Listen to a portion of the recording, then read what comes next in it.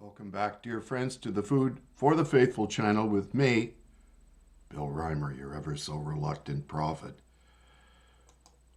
I've got something I'm reluctant to speak to you about today. The reason for the corruption of our political class. We are witnessing the reemergence of an authoritarian political class whose belief systems are reminiscent, but not identical to, the totalitarianism of the 20th century.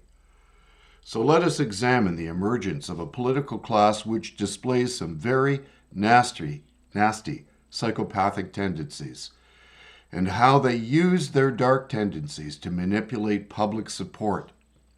We will examine why behaving like a besserwisser is indicative of being an ideologically possessed sociopath. Progressivism is a false front for a narcissistic manipulation. And a quote from Solzhenitsyn that I gave in my last podcast, but it's too good not to use again. To do evil, a human being must first of all believe that what he is doing is good. Ideology, that is what gives devil doing its long-sought justification and gives the evildoer the necessary steadfastness and determination. That is the social theory which helps to make his acts seem good instead of bad in his own eyes and others' eyes, so that he won't hear reproaches and curses, but will receive praise and honors. Again, Alexander Solzhenitsyn. The origin of the concept of dark tetrad political traits. This idea originated with Aaron Buckles, Daniel Jones, and Delroy L. Paulus in 2013. They expanded the concept of the dark triad, which was first proposed by Paulus and Kevin M. Williams in 2002, by adding sadism as a fourth trait. They argued that sadism was distinct from the other three traits and that it had a significant correlation with them. And I provide all the links. I've used Bing again to provide these insights. So all of the sources that Bing has used to develop this are included in the blog rather. If you're watching the vodcast, go back to the blog and you can read them for yourself. So what is the dark tetrad? The dark tetrad traits are 4 personality characteristics that are associated with negative and harmful behaviors. They are narcissism, a belief that one is special, superior, and entitled to admiration and respect from others. Narcissists are often self-centered, arrogant, and manipulative. They lack empathy and have a fragile sense of self-esteem that depends on external validation. Machiavellianism, a tendency to see people as a means to achieve one's goals. Machiavellians are often cynical, deceptive, and ruthless. They have a low moral compass and are willing to exploit others for their own benefit. They are also strategic and adaptable to different situations. Psychopathy, a condition characterized by a lack of effective empathy and the willingness to harm others. Psychopaths are often impulsive, selfish, and callous. They have a disregard for social norms and laws and feel little or no remorse for their actions. They're also charming and persuasive and can manipulate others with ease. And sadism, a tendency to derive pleasure from the pain or humiliation of others. Sadists are often cruel, aggressive, and violent. They enjoy inflicting physical or psychological harm on others and may also be aroused by it. They have a high need for dominance and control and may seek out situations where they can exert their power over others. The dark tetrad traits are not mental disorders, according to Bing, although they sound like it to me, but rather normal or everyday personality features that fall on the dark or malevolent spectrum. They are moderately interrelated, meaning that people who score high on one trait are likely to score high on the others as well. However, they are theoretically distinct, meaning that they have different origins, manifestations, and outcomes. People with high dark tetrad traits tend to cause problems for themselves and others, such as criminality, social distress, and organizational dysfunction. They also tend to have low compassion, agreeableness, and life satisfaction. Again, the sources from Bing I include in the blog. So let's examine dark tetrad traits and their influence on politics. I'm pretty sure from what I've just read, you can already see the association with the leading political class in this country. According to some research, people with dark tetrad traits, Machiavellism, narcissism, psychopathy, and sadism, may be more likely to run for political office than people with lower levels of these traits. One study found that the dark tetrad traits were significantly related to political ambition and participation, and that these traits were more influential than the light triad traits of humanism, Kantianism, and faith in humanity. Another study found that people who reported knowingly sharing false political information online were more likely to have a desire to run for political office, as well as a higher levels of psychological need for chaos, dark tetrad traits, and paranoia. These findings suggest that some people with dark tetrad traits may be motivated by power, status, and dominance, and may use politics as a means to achieve these goals. However, these studies are correlational and do not imply causation. They may also be other factors that influence the relationship between dark tetrad traits in political office, such as personality, ideology, culture, and context.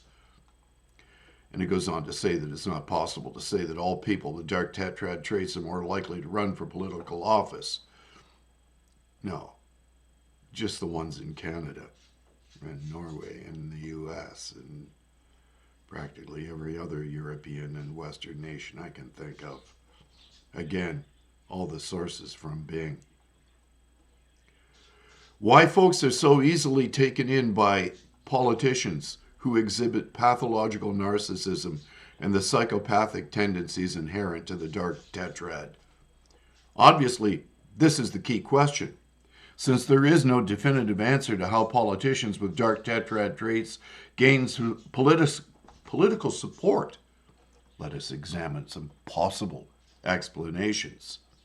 They may use their charisma, charm, and manipulation skills to persuade and influence voters, especially those who are more susceptible to emotional appeals, fear-mongering, or conspiracy theories. They may appeal to the values, beliefs, and identities of certain groups of people, which is why our culture is being divided by identity politics, such as those who share their ideology, ethnicity, religion, or culture, and create a sense of loyalty, solidarity, and in-group favoritism. They may exploit the dissatisfaction, frustration, and resentment of some segments of society, such as those who feel marginalized, oppressed, or victimized. That's why we have a cult of victimhood today. And offer them a scapegoat or solution or a vision of a better future, which is why we're persecuting Jews like never before in Canada. They may project an image of confidence, competence, and authority, and convince voters that they are the best or the only ones who can solve the problems they create, and challenges or threats facing the nation or the world. They may hide, deny, or rationalize their dark tetrad traits and present themselves as benevolent, altruistic, or patriotic leaders who care about the common good. Yes, where the needs of the many outweigh the rights of the individual, which of course is unconstitutional. Who care about the common good, the public interest, or the greater cause. These are some of the possible ways that politicians with dark tetrad traits may gain political support not exhaustive or conclusive, and Bing goes on to blah, blah, blah. And again, I provide the sources that Bing used. So let me read from an article published today in the National Post, November the 27th, entitled, So-Called Canada, the mainstream academic belief that Canada is illegitimate, by Tristan Hopper. I provide the link. Major nonprofits go out of their way to avoid using the word Canada, even when petitioning the government of Canada. As Canadian academics and activists have churned out a slew of petitions and statements calling Israel an illegitimate state deserving of violent resistance, not a few observers have noted that these declarations have almost always expressed the same sentiment for Canada itself. A controversial petition from earlier this month that denied the presence of rapes in the October 7th massacres was drafted by signatories residing in so-called Canada. A York Federation of Students statement endorsed the attacks referred to by both Israel and Canada as so-called states. The Palestinian Youth Movement, a primary organizer of Canadian anti-Israeli Israel rallies, and an explicit proponent of Hamas terrorism, almost never use the word Canada without the so-called prefix. There's dripping contempt for Canada, the country where many of the people who signed are on the public payroll, wrote Calgary Herald columnist Don Braid in a reaction to the usage of so-called Canada in the rape denial letter. A recent post to a McGill University student forum expressed outrage that one of their student society's anti-Israel statements didn't appear to recognize Canada as a sovereign country. They referred to our country as so-called Canada. I find this appalling and insulting, he said. But while the term so-called Canada may be shocking to the uninitiated, it's long been mainstream in the country's academic and activist sphere. From major universities to top nonprofits such as Greenpeace, it has now become routine to casually dismiss the legitimacy of the country where they operate and often draw their funding. Dalhousie University used the term in their official statement marking Truth and Reconciliation Day. The University of Victoria published a report last year on child welfare policy in so-called Canada. A UBC thesis on racial inequity of rock climbing puts so-called Canada right in its title, a prefix not applied to mentions of Bangladesh or India in the text.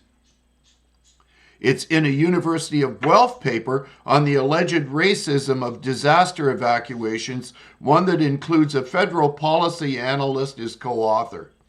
Even the journal Canada Food Studies routinely refers to so-called Canada, or the imperial enterprise called Canada. It's also common for nonprofits to avoid using the word Canada, even when those groups are directly attempting to pressure the government of Canada. Greenpeace appears to have made it official policy to avoid referring to Canada by its name. In just the last year, it has issued press release referring to forests in so-called Canada's plastic waste and devastating wildfires across so-called Canada. In 2021, the Toronto-based Jane Goodall Institute published a demand for climate justice from the federal government while simultaneously calling said government's validity into question. Environmental racism in so-called Canada often manifests as harm inflicted on Indigenous, Black, and racialized communities. It read, The phrase is usually employed as an expression of Indigenous solidarity and is usually paired with terms such as stolen land or Turtle Island, a term used by some Indigenous people for North America that was popularized in the 1970s by U.S. poet Gary Snyder. End of article. I provided the link to that article. So here you see the full lunacy being taught in our universities.